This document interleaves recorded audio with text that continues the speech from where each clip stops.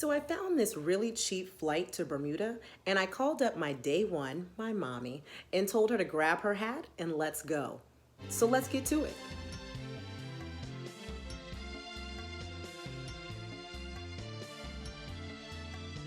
So where exactly is Bermuda? Bermuda is a British archipelago of 7 main islands and about 170 additional islets about 650 miles from the coast of North Carolina. Understandably mistaken to be a part of the Caribbean, with over 60% of the population tracing their heritage to the West Indies, it's actually above the Caribbean Sea in the North Atlantic Ocean. It's a tiny island, just about 20 by 2 miles, so it's possible to get through the whole country in just a long weekend.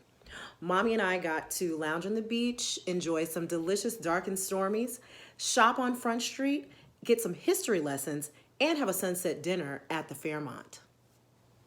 One of the biggest draws to Bermuda is their famous pink sand beaches. The pink in the sand is caused by tiny single-celled red organisms that grow beneath the coral reefs. When these organisms die, they fall to the ocean floor and mix with bits of coral and crushed shell. The sand turns pink when this mixture washes onto the beach. I think I broke it, because all I saw was sand. An important thing about Bermuda is while it can be relatively inexpensive to actually get there, it's really expensive to be there depending on your budget. Like even the cheap hotels are about $300–400 a night. Mommy and I scored a quality Airbnb in a private home that made all the difference in how we balled on a budget. Food was also pretty pricey, so we did what we could with packing snacks and making meals in our kitchen to cut down on our cost.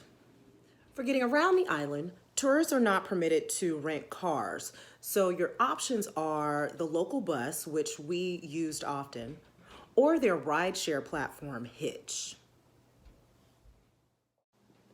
Mommy and I are always here for a Black history lesson, so we headed over to the National Museum to learn about the Black life on the island. The museum and commissioner's house included details on the 200 years of enslavement from 1612 to emancipation in 1834. We read first-person narratives of their lives and families and got to see images, objects, and shipwreck artifacts. We learned an interesting story about what's called the Enterprise Affair. In 1835, a year after slavery was abolished in Bermuda, a brig named the Enterprise left Alexandria, Virginia for Charleston, South Carolina with 78 enslaved people on board. A storm blew the ship off course to Bermuda.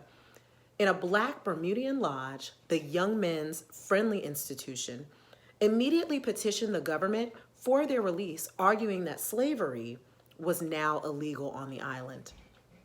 The enslaved people were allowed to choose whether to return to the U.S., to which slavery wouldn't be abolished for another 30 years, or to live free in Bermuda.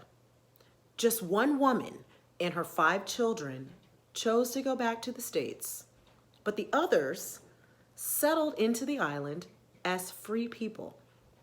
Now, many of Bermuda's Black community are known to be descendants of those from the Enterprise. So I really enjoyed my time in Bermuda with Mommy. It's a really quick and easy trip, and if you can manage to hack it and not blow your whole budget, you will have a great time there.